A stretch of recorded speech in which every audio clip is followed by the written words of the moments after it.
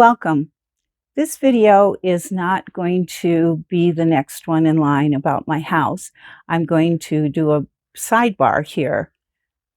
About probably 6 to 9 months ago, I was headed up north to visit my youngest son and his family. They live in Northern California. And I was flying up. As I was walking to the airplane, I was walking next to a woman about my age, and we were both talking. We were both going to Santa Rosa, and she was saying she had packed a big suitcase because she was going to stay with her daughter. Her daughter wanted her to come up and see what she thought about perhaps moving up there because she said, I love San Diego. I want to live in San Diego. I've been in San Diego for years and years and years. But she said, I had an apartment and then I was paying for it with my Social Security. Then my Social Security would no longer cover it. So I moved in with another woman who was doing the same thing, a friend. And she said, so now I pay her for a bedroom. I pay $900 to her a month. But we are feeling like this is a temporary situation. And I can attest to the fact that that's true. Because when my son and his family were down in San Diego, they were renting a condo, and the rent just kept going up and up and up. And we knew this condo because my son, when he was younger, with his sister and another roommate, had rented at the same place. They hadn't improved them. They hadn't done much of anything to them. They just kept raising the rent. And that's what was going on. And that's what's going on now.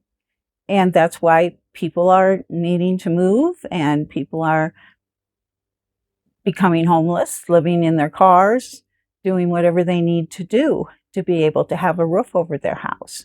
So as I was talking to her, I was saying, oh my gosh, that must be so difficult to think of uprooting yourself. She, like I said, was about my age. So I'm thinking she was, somewhere late 60s, early 70s, somewhere in there. And that's, especially when you've lived in one place for a long time, that's a really hard thing to move. And she was just dreading it. And she said, I just want to find a way to be able to stay in San Diego. And I wished her luck. And then we boarded, and I, don't know what became of her visit or how that turned out. While I was looking out the window at the beautiful clouds and sky as we were flying, it's like I had an aha moment. I had a big aha moment because I thought I could have been in her shoes if I hadn't done this radical thing of moving into a tent so I could save and save and save and work and work and work and gather enough money so that I could then be able to purchase my own home. I could be renting and I could be getting, forced out because I couldn't keep up with the increases in rent. Long ago, I saw a movie, I believe it was Sliding Doors. And I don't remember the whole movie or quite how it all went, but the premise was a person came upon a situation and then they made a movie. If she made this choice, this would have happened. And then it goes back and it's like, if she had made this choice, this would have happened. And I thought, this is Sliding Doors. If I would have done my usual thing when I got foreclosed out the second time and looked and found another rental to rent and either been forced out again or stayed in that rental as they raised the rent because everybody was raising the rent, what would have I been doing? packed a big suitcase, gone up. Luckily for my son and his family, his partner has an uncle that has a large property, and they were able to help the kids out by allowing them to move up there, and so that they could have housing that wasn't thousands of dollars for not much as far as the house goes. And I just was struck, because when I was making the decision to do this and lived in the tent, I mean, not everybody knew I was doing that, but some people did. And some people were very critical about it.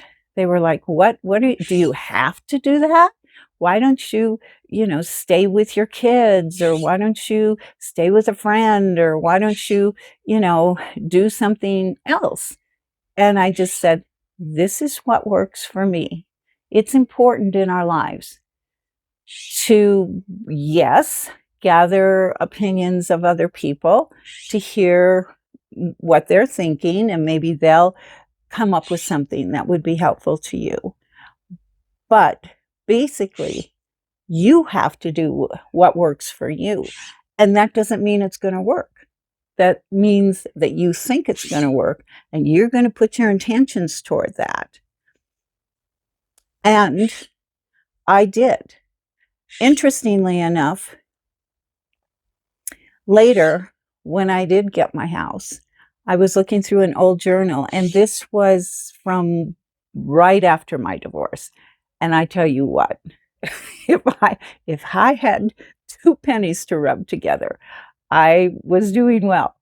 But I had made a list, and I wrote, when I get my house that I'm going to buy, it will, and I started listening, it will be in nature, it will be where it's quiet, it will be peaceful, there will be all kinds of light in that house.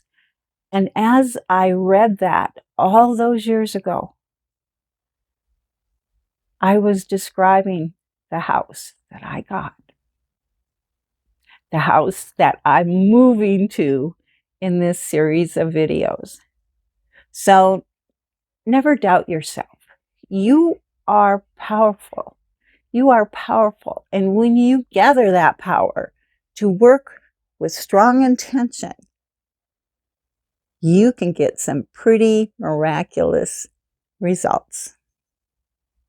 I sure did. Thank you for coming along with me on this journey. But I just needed to, because I'm seeing in the online, foreclosures are going up. We're possibly going right into that same situation that was going on in 2008, or whenever it was I was foreclosed. And I hope that there are people that can find alternative solutions so that they aren't just buried in trouble and debt. It can work.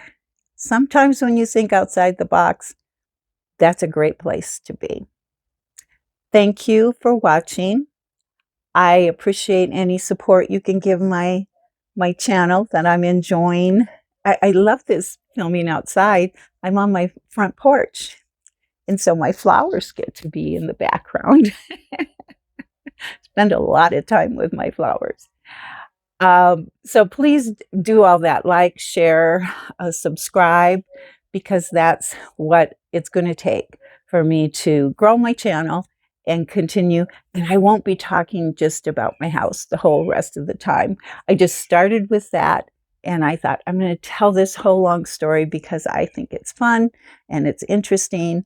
And I got essentially a miracle. And we'll get to the many parts of how that fell in place in future videos. So you take care.